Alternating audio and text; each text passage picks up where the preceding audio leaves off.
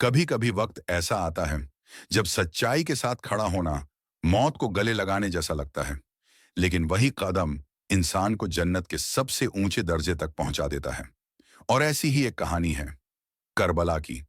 Karbala इमाम हुसैन रजी अल्लाहु अन्हु की कुर्बानी की सच्ची कहानी। बहुत वक्त पहले जब इस्लाम का सूरज पूरी दुनिया में फैल रहा था, लोग सच्चाई, इंसाफ और अल्लाह के पैगाम की तरफ बढ़ रहे थे। पैगंबर हजरत मोहम्मद सल्लल्लाहु अलैहि वसल्लम इस दुनिया से पर्दा कर चुके थे, लेकिन उनके दिए हुए उसूल, उनके अहले बैत परिवार लोगों के दिलों में बसते थे।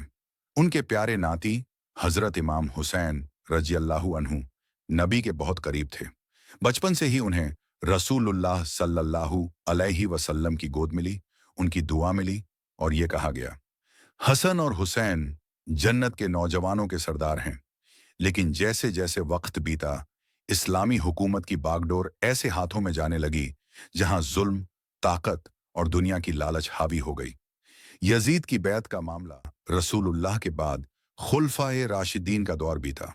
फिर मुआविया के बाद उसका बेटा यजीद गद्दी पर बैठा और उसने सब मुसलमानों को मजबूर किया कि वे उसकी बैत नुमाइंदगी की कसम खाएं।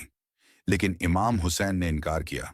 उन्होंने साफ कह दिया, मैं ना किसी जालिम की बैत करूंगा, ना इस्लाम को गलत रास्ते पर जाने दूंगा। यजीद की हुकूमत को यह बर्दाश्त नहीं था। उसने फैसला किया कि या तो हुसैन सर झुकाएं या उन्हें मिटा दिया जाए। हिजरत की शुरुआत इमाम हुसैन ने अपने परिवार और कुछ वफादार साथियों को साथ लिया और मक्का से कूफा की तरफ रवाना हुए। रास्ते में कई खतरे थे, लेकिन उन्हें उम्मीद थी कि लोग उनका साथ देंगे। मगर जैसे ही वो करबला पहुंचे, एक सुनसान और वीरान जमीन, वहां यजीद की हजारों की फौज पहले से तैनात थी। हुसैन के साथ सिर्फ 72 लोग थे। पानी बंद, इम्तिहान शुरू। 7 मुहर्रम को यजीद की फौज ने एक नहर पर पहरा बिठा दिया। पानी बंद कर दिया गया। बच्चे प्यास से तड़पने लगे, औरतों के होंठ सूखने लगे। मगर हुसैन ने फिर भी सिर नहीं झुकाया। इमाम हुसैन ने कई बार समझाने की कोशिश की, हमें लड़ाई नहीं चाहिए, हम सिर्फ इस्लाम को बचाना चाहते हैं। लेकिन यजीद की फौज अंधी हो चुकी थी। आशूरा का दिन 10 मुहर्रम, 10वीं मुहर्रम, वही दिन जिसे हम आशूरा कहते हैं। सुबह का सूरज उगा और इंसानियत का सबसे बड़ा इम्तिहान शुरू हुआ। एक एक करके हुसैन के बेटे, भाई, भतीजे, वफादार साथी सब शहीद हो गए।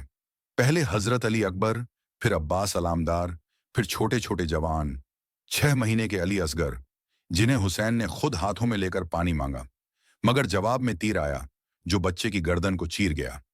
हुसैन ने बेटे को आसमान की तरफ उठाकर कहा, ऐ अल्लाह, देख ले, ये तेरे नाम पर दी गई कुर्बानी है।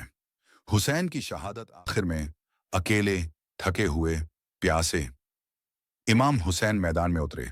उन्होंने लड़ाई की, हिम्मत दिखाई, और जब गिर पड़े तो उनकी गर्दन पर तलवार चली, सर जुदा कर दिया गया।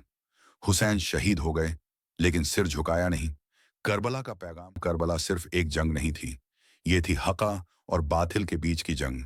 इमाम हुसैन ने हमें यह सिखाया कि सच्चाई के लिए जान दी जा सकती है, मगर जुल्म के आगे झुका नहीं जाता। हुसैन ने हमें लड़ाई नहीं सिखाई, बल्कि सच्चाई पर डटे रहने का जज्बा दिया।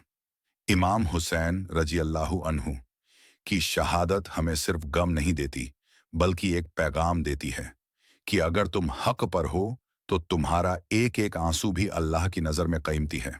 याद रखो, हुसैन हारकर भी जीत गए, क्योंकि उन्होंने जुल्म से समझौता नहीं किया।